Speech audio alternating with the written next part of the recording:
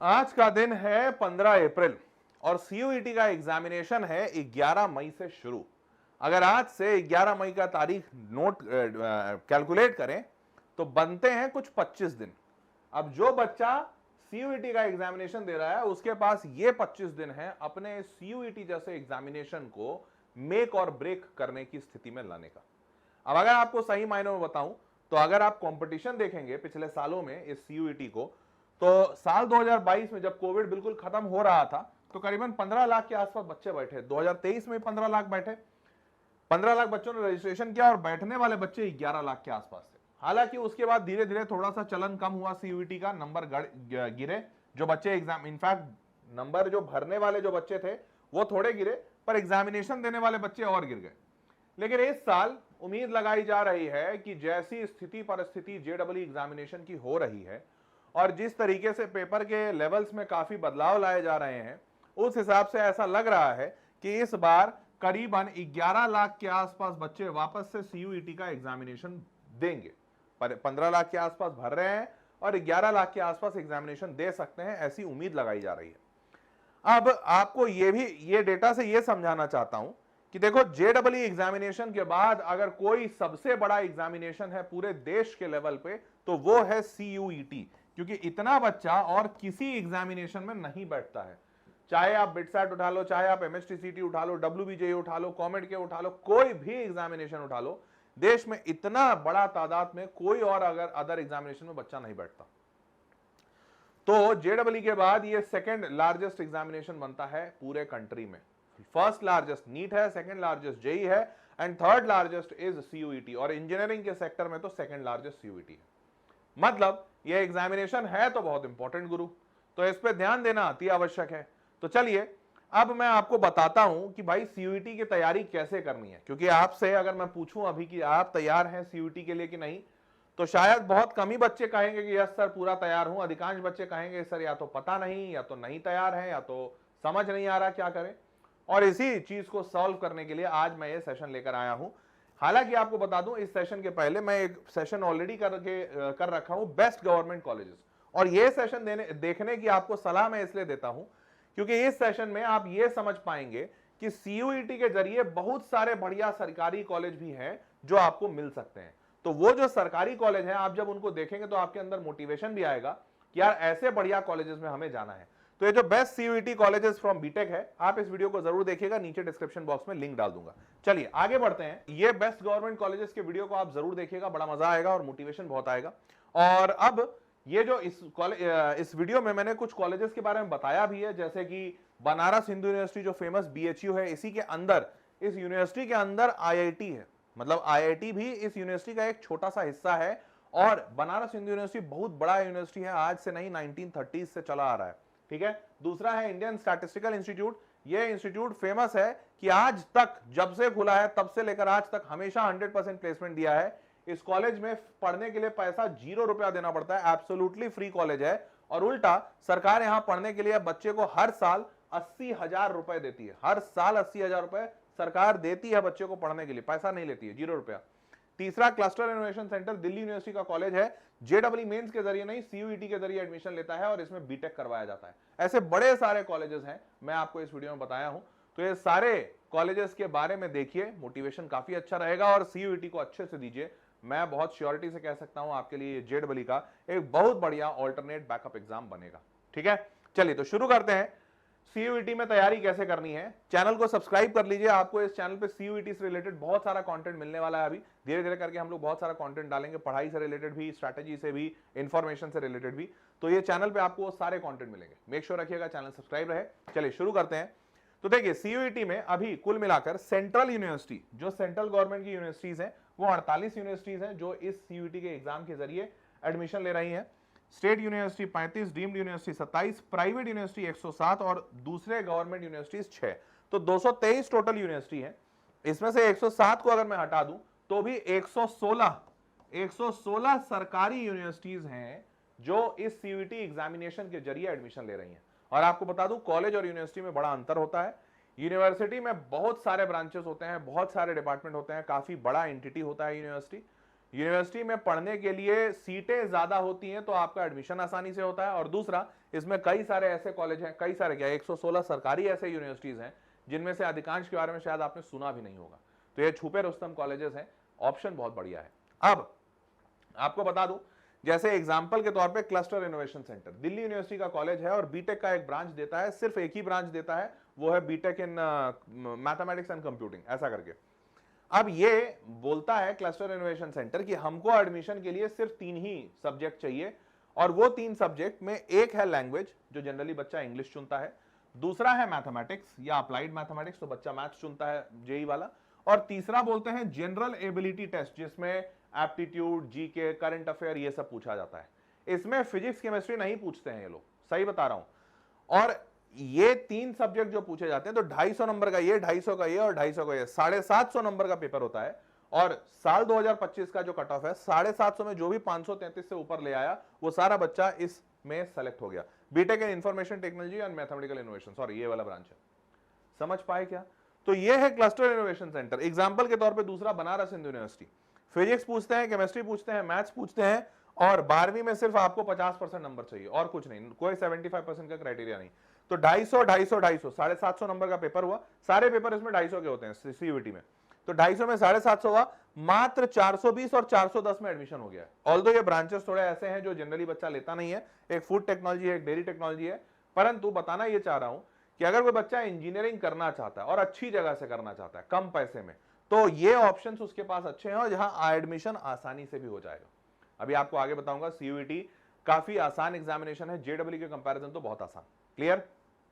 तो आप इसमें अलग अलग ब्रांचेस में भी ले सकते हैं। अब यहां पर तो फूड टेक्नोलॉजी, डेयरी टेक्नोलॉजी में बहुत ज्यादा जॉब्स नहीं है, मैं मतलब इस बात को सत्यता रखना भी चाहूंगा कि इनमें ज्यादा ऑप्शंस नहीं है, पर कई सारे ऐसे बच्चे होते हैं कि भाई या तो उनको डेयरी से इंटरेस्ट है क्योंकि उनके भाई मान लो माता पिता का किसी का बिजनेस है, या फिर वो सिर्फ इंजीनियर बनना चाहते हैं, आगे चल के उनको कुछ और करना है, तो वो फूड टेक्नोलॉजी या डेयरी टेक्नोलॉजी में बीटेक कर लेंगे।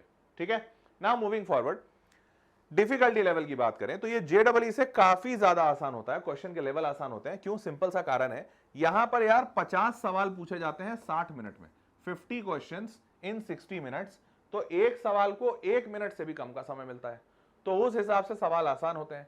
और यहां नेगेटिव मार्किंग लीनियंट होती है। क्यों? क्योंकि यहां का मार्किंग स्कीम है +5 -1, मतलब सिर्फ 20% नेगेटिव मार्किंग है, जहां जेडब्ल्यू में 25 है, +4 -1, 5 नंबर का एक सवाल होता है, 50 सवाल 250 नंबर। क्लियर? ओवरऑल इजी नहीं है क्योंकि ओवरऑल ये स्पीड और एक्यूरेसी का गेम है। ठीक है, तो स्पीड एक्यूरेसी आपको बनानी पड़ेगी, और उसके लिए आपको मॉक टेस्ट जितने ज्यादा लगा सको, जितने ज्यादा सवाल सॉल्व करो, उसी से फायदा होगा। क्लियर? अब आगे बढ़ते हैं।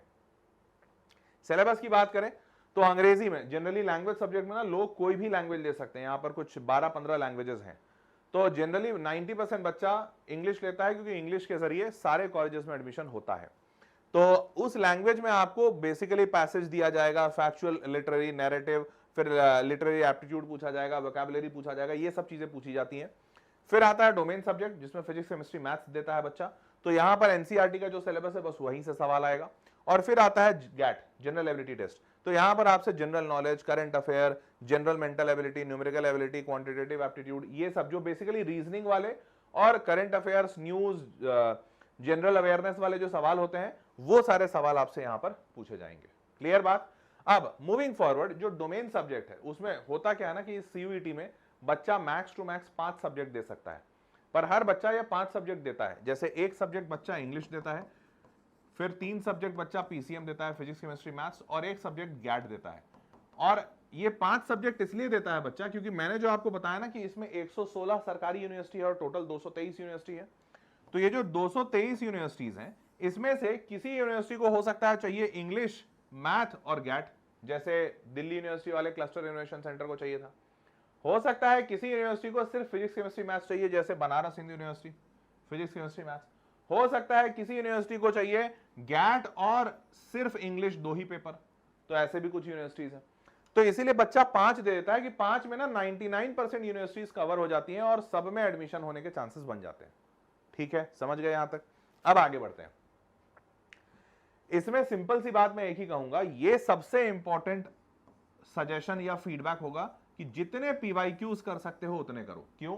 क्योंकि अभी अभी आपको मैंने बताया 50 सवाल इन जस्ट 60 मिनट्स, मतलब पूरी तरह से स्पीड और एक्यूरेसी का गेम है। और अगर आपने स्पीड और एक्यूरेसी बना ली तो ये एग्जामिनेशन में आप टॉप मारोगे। और दिल्ली यूनिवर्सिटी का कॉलेज जो ऐसे जेडब्ल्यू मेन से लेने में जान निकल जाती है बच्चों की, वो दिल्ली यूनिवर्सिटी का कॉलेज आपको यहाँ पे चुटकियों में मिल जाएगा, वो भी कंप्यूटर साइंस जैसा ब्रांच।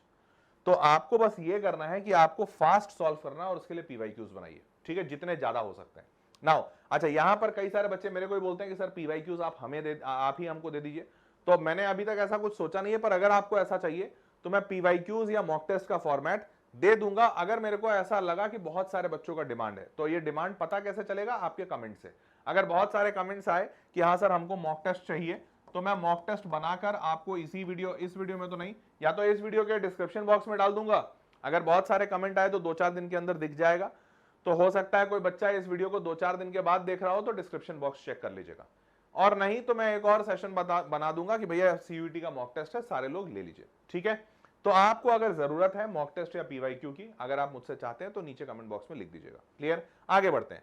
अब इंग्लिश का रूल क्या है? बड़ा सिंपल है भैया, ग्रामर अच्छे से रिवाइज कर लीजिए और वोकैबुलरीज अच्छे से बना लीजिए और थोड़े बहुत सवाल प्रैक्टिस कर लीजिए ऐसे पैसेज के, क्योंकि इन्हीं पैसेजेस से सवाल मेजॉरिटी आते हैं। और ये आपको बहुत आसानी से कोई भी मॉक टेस्ट या इन्हीं के प्रीवियस ईयर क्वेश्चन आप डाउनलोड कीजिएगा इंटरनेट से सीयूईटी के, वो उसमें आपको बहुत सारे मिल जाएंगे। यहां से प्रैक्टिस अच्छे से कर लीजिए। अब इंग्लिश के ऐसे ऐसे सिंपल सवाल आते हैं, मैंने 2-4 सवाल के थोड़े आंसर वगैरह भी रख दिए कि आपको देखकर थोड़ा समझ में आ जाए कि कैसा होता है। अब बात करते हैं गेट। करंट अफेयर्स में सिंपल है कि आप करंट अफेयर की कोई किताब पढ़ लीजिए, क्योंकि या तो अगर आप ऐसे इंसान हैं जो न्यूज़पेपर पढ़ते हैं रेगुलरली, तब तो आपके लिए बहुत आसान हो जाएगा, आपको ज्यादा कुछ करने की आवश्यकता नहीं है। परंतु 90% लोग ऐसे होते नहीं हैं।